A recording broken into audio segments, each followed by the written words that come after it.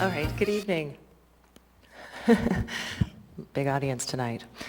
All right, it's 6:30, it's November 16th, and the meeting of the Urban Design Commission will now come to order. May we have a roll call? Nicole Ream. Here. Monica Sullivan. Here. Edith McKee. Here. Julia Foland. Here. Alexandra Nanalo. Here. Allison Gordy and Mark Cox are excused. You have a quorum. Thank you. Thank you. Can we get a motion to approve the minutes from October 12th, last meeting?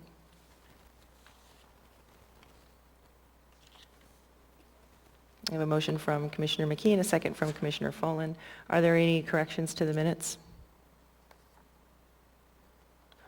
Seeing that there are none, the minutes are approved. Okay, moving on to disclosures. Are there any disclosures this evening? Yes.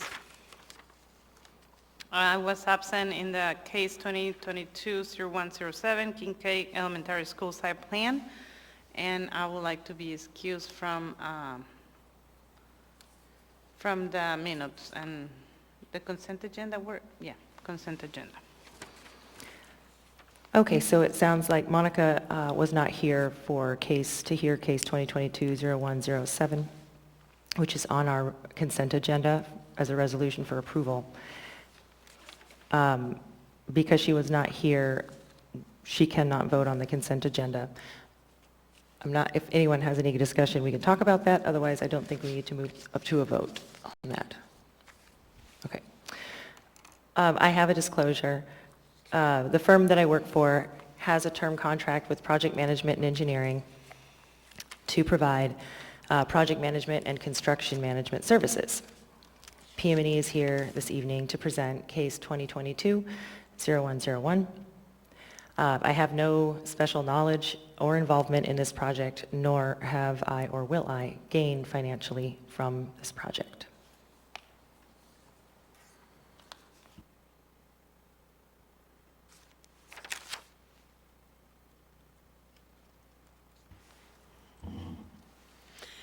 May I please get a motion to direct Chair Rem to participate?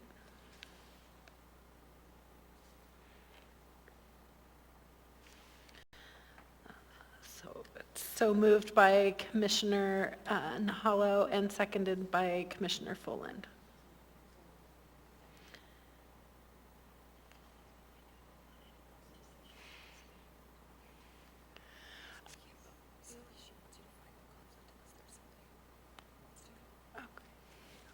Because we don't have enough people to vote, I will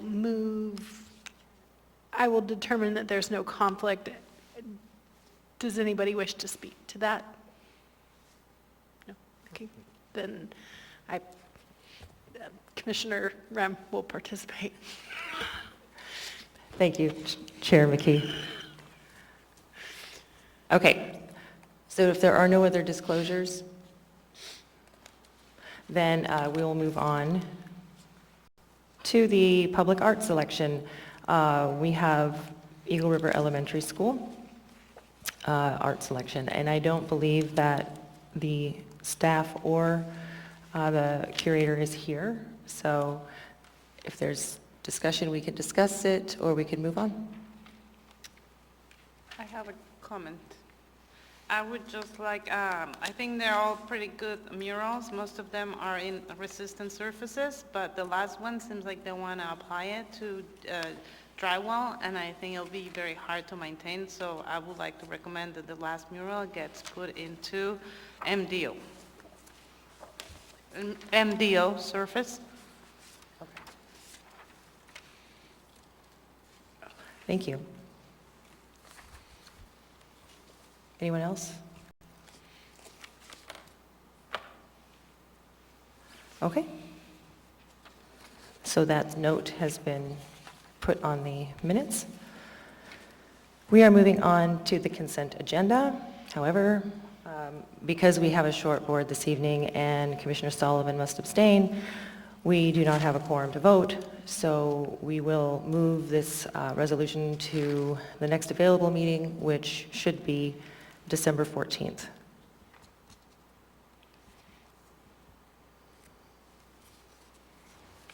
We are on to the regular agenda. And we do have one case. This is case 2022-0101. The petitioner is the Municipality of Anchorage Project Management and Engineering for a context-sensitive solutions transportation project site plan review. Plans in hand for Spruce Street extension upgrade. Before we proceed, since we do have a short board, I need to read the process by which you may postpone.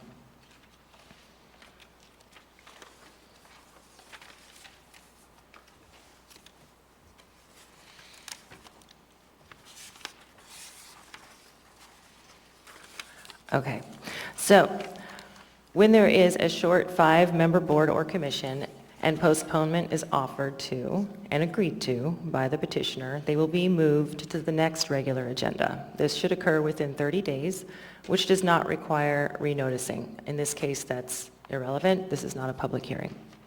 If the petitioner is willing to postpone but unable to attend the next meeting within 30 days, the petitioner has a one-time only option to choose the next date that he or she can attend at no extra fee. Do I have to read that too? The whole thing? All right. Okay, so when a postponement is requested by the petitioner, there is a rescheduling fee per AMCR 21.20.007.a, and a new public hearing date, irrelevant, shall be determined by the Planning Department, which will put the case on the next available cutoff date queue, as if the petitioner was submitting their case for the first time. So, with that being said, do I need to call the staff? Do I staff first, though? Okay, yeah. Okay, so now what we can do before we move forward is, would the petitioner please come forward and let us know if you would like to postpone or if you would like us to hear your case? We would like you to hear our case. So sorry. Turn the mic on too. I think there's a green button there. State your name and spell it for the record. Yep. Oh. There you go. Pushed it twice. Steve Noble with Al, spelled S-T-E-V-E-N-O-B-L-E, speaking at the direction of Julie Makala from PM&E. We do wish you to hear the case today, please. Excellent. Okay. Thank you. Yeah, you may sit. We'll go ahead with the staff's presentation. All right. Thank you, Madam. I think we need to hit that mic. Oh, can you? Hey, Steve, could you hit the mic for me? All right, thank you. The Municipality of Anchorage Project Management Engineering Department is requesting the Urban Design Commission approval of the plans in hand phase, which is the final phase, for upgrades to Spruce Street between East 68th Avenue and East Dowling Road in Anchorage. The previous two steps, both the concept report and the design study report, have gone before the Planning and Zoning Commission. And the Planning and Zoning Commission had the concept report for this project through case 2019-0164 as an information item at their November 18th, 2019 meeting. And they had the design study report through case 2020-0081 heard at their August 3rd, 2020 meeting. Spruce Street is classified as a Class 1B collector in the 2014 Official Streets and Highways Plan between East 68th Avenue and East Dowling Road. Class 1B collectors are intended to serve between 2,000 to 10,000 vehicle trips daily, and Spruce Street is currently strip paved between East 68th Avenue and East 64th Avenue and is undeveloped in the segment between East 64th Avenue and Dowling Road. Because of this, the closest developed access from a residential neighborhood to East Dowling Road is Norm Drive. Norm Drive is classified as a local street within the OS&HP, and the current traffic volumes observed on Norm Drive are more consistent with a collector, but Norm Drive is not intended nor developed to serve as a neighborhood collector. This project will redevelop Spruce Street to a standard appropriate for a collector and will relieve traffic pressure along Norm Drive. Alternatives for the project included 6 other designs for the intersection of Spruce Street and East 64th Avenue. After discussion with municipal traffic engineering and consideration of public comments, the preferred alternative for a skewed intersection was chosen. This alternative will reduce the necessary site disturbance and intersection footprint while shortening pedestrian crossing distances and creating a visual break between the southern and northern segments of Spruce Street. The Planning Department has reviewed the plans in hand submittal, and it is consistent with conditions 1, 2, and 3 placed upon it during the design study report phase by the Planning and Zoning Commission via Planning and Zoning Commission Resolution 2020-023. And furthermore, we have reviewed the application in accordance with the criteria of the plans in hand CSS process and present the following findings for the Commission's consideration this evening. For compliance with the first criteria, the applicant has closely abided by the CSS process and is seeking approval for a 65% design through the plans in hand review. There are no variances or deviations to Anchorage Municipal Code Title 21 sought in previous phases of the project, and the current design and process is in conformance with Title 21 Street and Trail Review guidelines. For criteria 2, we do believe that is met. The segment of Spruce Street is bordered by residential zoning along the majority of its frontages, except for the eastern frontage between East 64th Avenue and Dowling Road, which is zoned PLI. The large PLI zone parcel is owned by the municipality and serves as a snow storage area during the winter months. This project is intended to provide appropriately developed motorized and non-motorized facilities to serve the existing residential neighborhood, relieve traffic pressure currently being placed upon underdeveloped local streets, and provide adequate access for snow hauling equipment to the municipal snow dump. It appears that the intended improvements will adequately serve the projected traffic demand and will provide appropriate pedestrian facilities for current and future residents living in the area. For criteria 3, that we do believe the criteria is met, and the project is estimated to cost approximately $13.3 million and is being funded through municipal roads and drainage bonds, and an additional cost breakdown was provided in the application. So criteria 4, we do believe that is met as well. Spruce Street is owned by the municipality, who will bear full cost of maintenance. Due to the expansion and upgrade, the long-term maintenance costs will be greater than current levels due to additional snow removal necessary within the pedestrian facilities, as well as maintenance of drainage facilities, landscaping, and striping. Several cost-saving measures have been incorporated into the design to reduce the maintenance burden, such as inlaid striping, low-maintenance plantings, and overall consolidation of drainage facilities. Overall cost estimates for this increase in maintenance were not provided as part of the application. However, those maintenance operations can be very unpredictable in nature, and that's likely why. For criteria 5,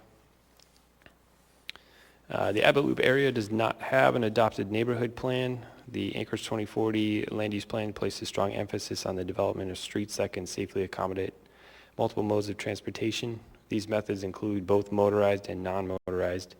This project is consistent with the following land use policies of Anchorage 2040. Those would be land use policies 5.1, 6.1, and 6.3. Additionally, portions of the project are identified as priority item 195, Spruce Street right-of-way Dowling Road to 68th Avenue in the Anchorage pedestrian plan. And the project is consistent with the following policies and goals from that plan, and that would be policy 1.4, 1.5, and goal 6. For criteria 6, we do believe that is met. The applicant has stayed in contact with affected property owners to best mitigate any concerns they may have, as well as alter the design to accommodate any existing residential access points. In addition to approaching individual property owners within the corridor, the applicant has been in close contact with the Community Council on project updates since February of 2020. Multiple meetings, both in person and virtual, have been hosted to keep the community informed on this project, and an open house was also conducted on May 17th, 2022, and the applicant also maintained a project website for the public to view. Public comments were solicited at each of these events and through the project website, and a summary of all those comments have been included in the application. For criteria 7, we do believe that criteria has been met. The proposed design includes a 6-foot attached sidewalk along the western frontage and an 8-foot separated pedestrian pathway along the eastern edge of Spruce Street, providing safe passage for both pedestrians and non-motorized users. Due to the development constraints posed by existing residences, separated pathways are not provided on both sides of the street. Strong emphasis on pedestrian connections and safety has been carried throughout this project as it's moved through the CSS process, and the final design incorporates this priority and will greatly improve pedestrian safety within this segment of Spruce Street. Factoring all of those criteria, the Planning Department does recommend approval subject to condition number 1 on page 6 of the staff report, which is a fairly boilerplate condition just stating that the applicant shall construct in accordance with the plans that they've submitted. And just one note, the advisory comment, we intend for that to be advisory only. We would not like to have that as a condition of approval this evening. So, thank you. Thank you. Are there any questions for Ryan?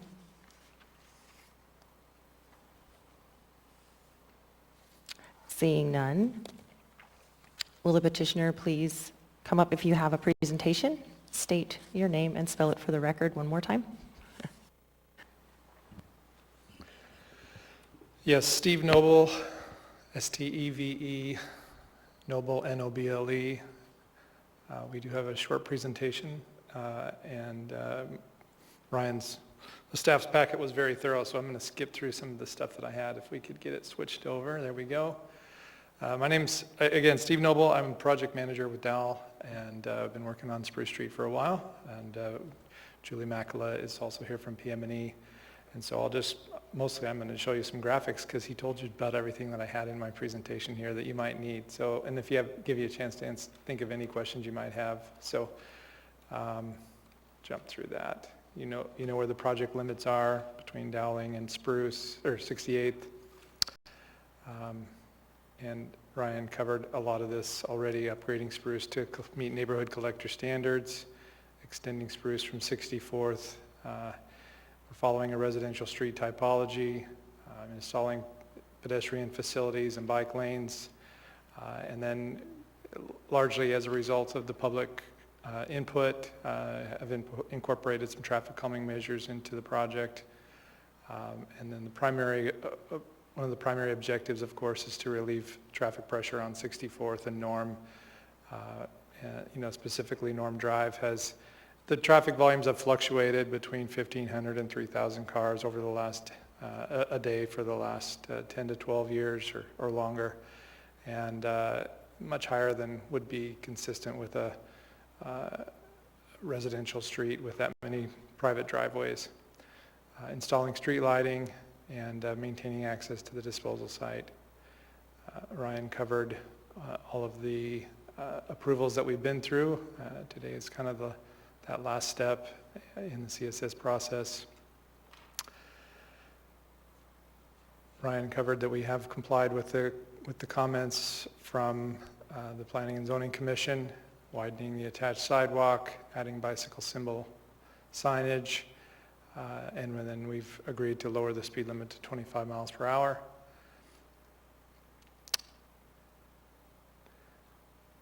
A cross-section here shows this is the extended portion of 64th to Dowling. One thing just to point out here is that one of the more sensitive issues with the public is what that looks like between the property owners and the sidewalk there, and trying to preserve as much of that vegetation as possible because of the soil conditions there, preserving that row of vegetation. Even though it looks like there's plenty of room, there's really not by the time you go down and remove the peat underneath the sidewalk. And so we are going to be restoring that vegetation and replanting, which I'll show in plan view here better, but that's what we're trying to show here on the left side, is that we're restoring that vegetation between the trail and the property lines. Pretty narrow right-of-way on the existing portion of the highway, but we found space to offset the trail, and then we have an attached sidewalk on the other side. So here's a view looking down Spruce Street, looking southward on Spruce Street. The skew of the intersection at 64th gives us space to really make it look like this is not a through street, because we've got trees. The trees on on the east side of the road will be able to be preserved. The trees on the right side of the road are intended to illustrate replanted, revegetated embankment there between the sidewalk and the homes.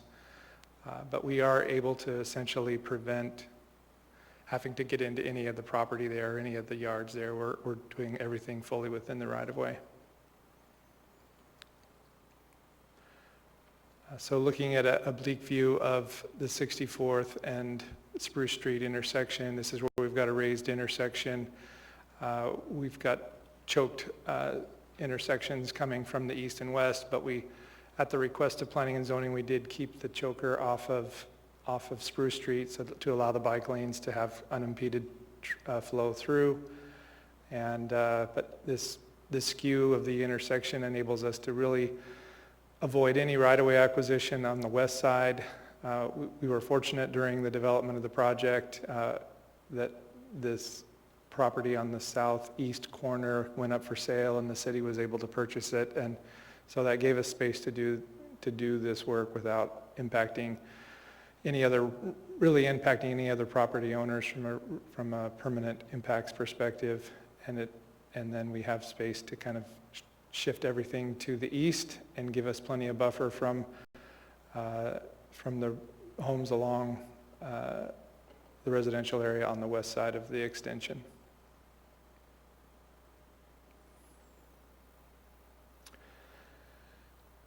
So I will say that we're hopefully getting our approval tonight, but we're waiting on funding to be able to move the project forward. At this point, I can't really give you a schedule for when the project would actually go to construction. That's pending availability of funding, and so the rest of it from here on, the schedule is kind of to be determined. Okay. So that's all I have for you today. Thank you. Are there questions of Mr. Noble?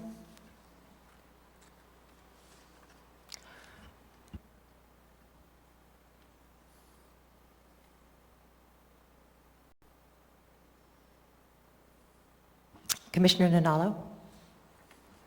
Hi, Mr. Noble. How are you doing? I actually just have a point of clarification almost for myself, a little bit of learning opportunity, so I hope you'll indulge me. So one of the comments was, it seemed like there was some back and forth about, and I'm trying to find this in here. I read this last week and now I can't, of course, find the spot that I'm specifically looking for. But in terms of the posted speed limit, so there was initially a request for it to be increased, and then it looked like it went back down to 25. Is that correct? Or am I confused?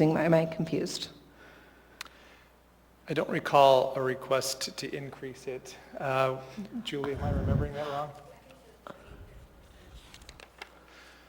Well, I would say that when we did our own analysis of the corridor, the 85th percentile on this street is over 30. It's in the 33 to 35 mile per hour range, and so we were initially thinking we would post the speed at 30, but we didn't have real strong feelings about that. Obviously, we've agreed to go down to 25, but that was in consultation with the traffic department. And so the main thing is we didn't want to post it at 25 if we didn't do anything to the road to reinforce that slower speed. And so by getting the curvature in the road, by putting in the raised intersection, we're able to put some features in that will help reinforce the 25 miles per hour without having to have a cop posted out there all the time to enforce the 25, because otherwise people are going to drive that at 30 or 35. So you just answered my follow-up question, so yeah. Thank you. Yeah. Thank you. Commissioner McKee? Hi, I have a couple questions. That was kind of one of mine too. I was looking in the traffic report and it says designed to 35, but maybe posted 25 or 30, and so I had that question too. I'm really excited to see that you're doing 11-foot lanes. I think it's a great traffic calming measure. I did have a question just to confirm. You have a 4-foot bike lane, and that's not including the 1.5-foot gutter pan, is that correct? That's correct. Excellent. And then, so I'm wondering also, is there any consideration to elevating the bike lane and putting it on the other side of the curb and gutter? I know that a lot of our year-round cyclists prefer that separation and the protection of the curb and gutter. And since you're not counting on the gutter pan for that 4 foot, to meet that 4 foot minimum bike lane, is there any consideration to elevating and separating the cyclists from the roadway? I guess what I would say is that we've been following, I've seen that done in other locations. In this particular case, we do have a relatively narrow lanes, like you say. If we move that to outside and then push, the snow storage is going to be a challenge from a street maintenance perspective. We have a really narrow right-of-way on that south end between 68th and 64th. And so I think just from originally we weren't even calling these bike lanes. We were just putting in shoulders, and then they'd function as bike lanes even though they were just striped as shoulders. But then in response to the public comments, that's kind of how it's gone to That they're going to be to the bike signed lanes. as bike lanes, correct? They are going to be signed as bike lanes, but frankly, the number of users in this area relative to that type of a treatment seems like a little bit overkill compared to kind of doing something that's a little bit more typical and easier for the municipality to maintain. And so then my follow-on question would be is if consideration were given to elevating the bike lane and moving it to the other side of the curb and gutter, especially potentially with an 11-foot lane, that puts the cars even closer to the cyclists, which often makes them uncomfortable with the way that a lot of Alaskans drive. Giving consideration to elevating and maintaining the elevation of the bike lane and the sidewalk across side streets, which also gives, one is an additional traffic calming measure for people turning on and off of the roadway, and then also gives some safety and priority to cyclists and pedestrians across those cross streets. Just some consideration. Thank you. Thanks. And I'd like to, this is Chair Ream just wanting to speak a little bit, having dealt with a lot of non-motorized projects over the years. Street maintenance is doing a great job of trying to incorporate maintenance of major bike boulevard, bike lane corridors, and I think it's just going to be a matter of time and increased use for them to do that, to maintain those sidewalks, and that's a really great idea. I liked your idea. Sorry about that. Thank you. No, you can speak to that. Yeah, I have a few friends that are members of Bike Anchorage, and that's one of their biggest concerns is when the bike lane is used for snow storage, they can't year-round cycle. And then also, of course, that, trying to re-educate Alaskan drivers that cyclists have the right to use that space and that they shouldn't be menaced. And then also elevating them because just to give them that visibility, because often people taking that right on red are how cyclists get hit and killed in the city. Thank you. Commissioner Sullivan? Yeah, I have an easy question. Does the pavement marking and signage provided per the MUTCD and the sign guidelines for bicycle lanes as recommended by the traffic engineer? I never saw a response on that one. Yes, we are putting in signage and striping per the MUTCD for the bike lanes, yes. Thank you. Yep.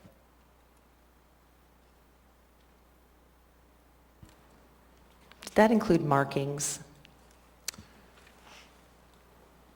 I believe it does. I'm trying to remember, it's been too long, sorry, yeah, I believe so, yes. It does. Julie reaffirmed it. Oh, there's striping sheets in here, my apologies. That's okay. Commissioner Follen? I just have a super easy question. The 7-foot buffer, is that for snow storage up there, or is that? It's both. I mean, it certainly can function as snow storage area, and it also just gets the pathway off the traveled way a bit and helps the comfort level of the folks that are using that multi-use pathway and avoids snow being dumped onto the pathway. So both in the extension area, we've tried to have at least one side that's buffered for that reason. So This is probably a silly question, but can the bike lane not go right next to the multi-use trail to the right of the buffer?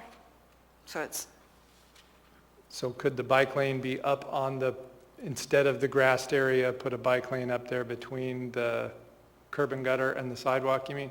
Or the pathway? between the 1-foot shoulder and the multi-use, could it touch the multi-use trail? Is that what you're Like, saying? yeah. Right there? Is that what you're saying? Is that not possible?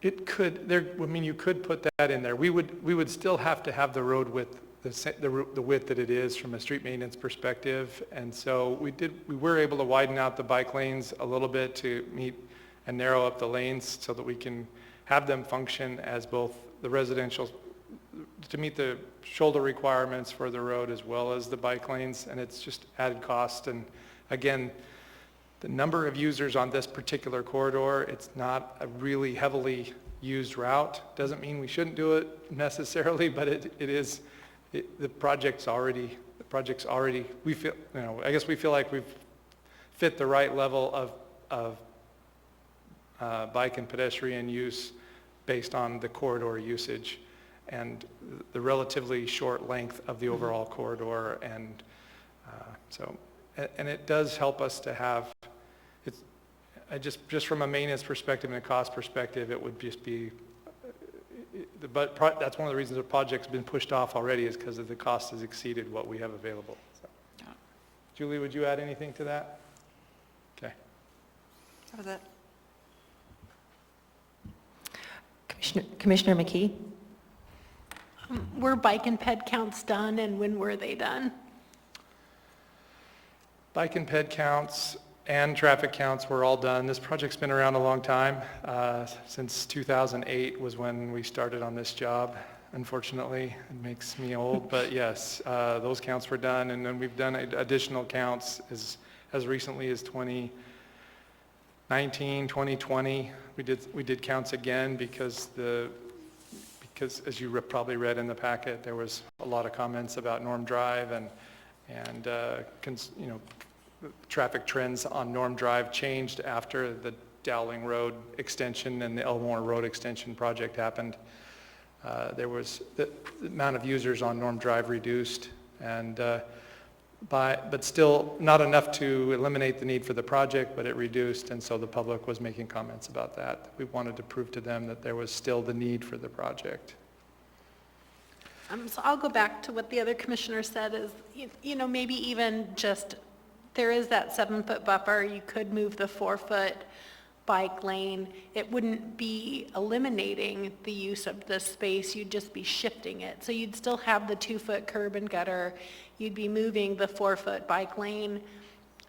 You'd still have that 1-foot buffer between the multi-use trail and a bike lane, and then you would still have a 7-foot buffer between the roadway. And that could be used for snow storage. Sorry for interrupting. So how would that different than just having the bicyclists using the multi-use trail? I mean, out there, that from a user's perspective, they're getting off the road anyways. They're using the ADA pathways. They're getting on the multi-use trail. 99% of the time, they're going to have a pretty free and clear trail to use. To me, that's not that much different. If we had a really heavily used route where there was people on that trail frequently and the bicyclists needed a space to go, I could see that being justified. But here we've got a relatively low volumes. I'm just suggesting it, Yeah. I mean, it's one of those deals where if you build it and you dedicate it, they tend to use it because it's that whole, Class B, Class C rider, Yeah. that if you build it and they feel safe, they use it. Right now, a bike lane that's in the road with an 11-foot lane appeals only to a Class A rider. So I'm suggesting that it could be on one side. And I love this design. I love seeing 11-foot lanes. I love that you've got bike lanes on both sides. I love that there's multi-use trail on both sides. I love this design. Huge fan of this Thanks, design. Edith. I hope you don't perceive that my comments that I don't love this design. No, I I'm think- going, there's a way to take this from an A to an A+. I think So, it's good. that's all I'm saying. I think it's healthy that you guys ask these questions and push the envelope of what's comfortable for us. So thank you for doing so. Thank you. And I do have a comment to raising the bike lane and putting it behind the curb line. I was in Seattle this weekend, and everybody knows what the right hook is, right? So when a biker is on a raised path adjacent, they're considered pedestrians. And they don't realize that as pedestrians, they need to yield to traffic. And so literally we were turning in our Uber, and this bike almost hit the Uber driver because he couldn't see her because she was on the sidewalk. So so there's an argument for every situation, and there's no good answer right now. The way that they're done is they shoot people back out into the street on bike ramps, which I think is even more terrifying. So anyway, you guys have done a great job. So that was my other 2 cents. Yeah, I can think of a lot of projects coming up where some of your ideas would make a lot of sense, Fireweed Lane. Some of the stuff we're doing in Midtown, some of those things would be real advantages, so. Anything else for me? Any other questions? Okay, if there are no other questions, thank you, Mr. Noble. Thank you. If there are no other questions of staff or the petitioner, we are ready to make a motion.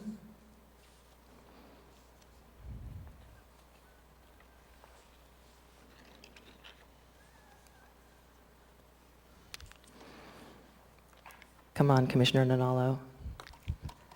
Oh, moved by Commissioner McKee. Okay, Commissioner McKee, would you please state your motion?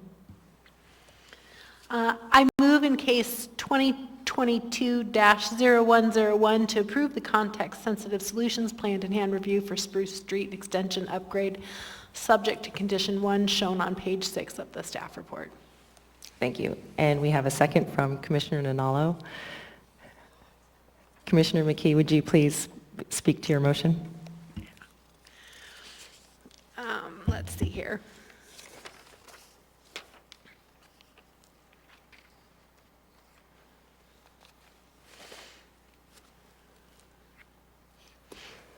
I intend to support case 2022-0101 to approve the context-sensitive solutions, plans and hand review for Spruce Street Extension / upgrade. It is in compliance with AMC 21.03.19 0C.5.c items I through 7 or 1 through 7, which includes compliance with the title, context of the area and the long-term impact on existing and projected adjacent land uses, the initial cost of materials including the installation, the long-term costs associated with operation and maintenance, adherence to the design theme established through local area plans or prior public improvements, the effectiveness in meeting community design goals. The applicant has stayed in contact with affected property owners to best mitigate any concerns they may have, which I think is very important. Accommodation of pedestrians and non-motorized users. Like I said before, I think this is an absolutely wonderful design that is encouraging traffic calming and giving lots of space to peds and cyclists. And my motion to support is contingent on the department's recommendation. Thank you. Commissioner Nanalo, would you care to speak to your second?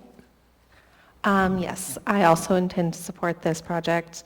I'm specifically very excited about the improvements to pedestrian access and the bike lanes as well. I'm also very happy with the aesthetic appeal that I think it will add. So, well done. Thank you. Is there anyone who wishes to add any findings or say anything else? Okay.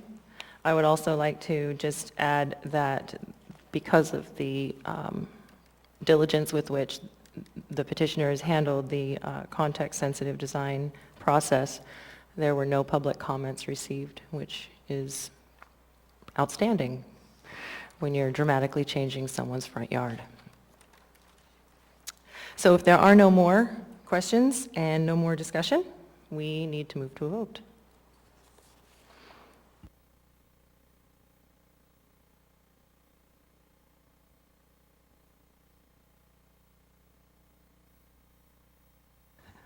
I have to count with my fingers. The motion passes. Thank you very much for moving forward with your presentation this evening, and have a great night.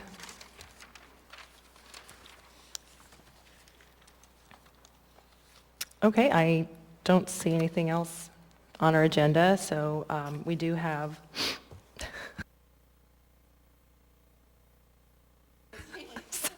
Very sorry. So rude. Does anyone have anything they'd like to say on the record?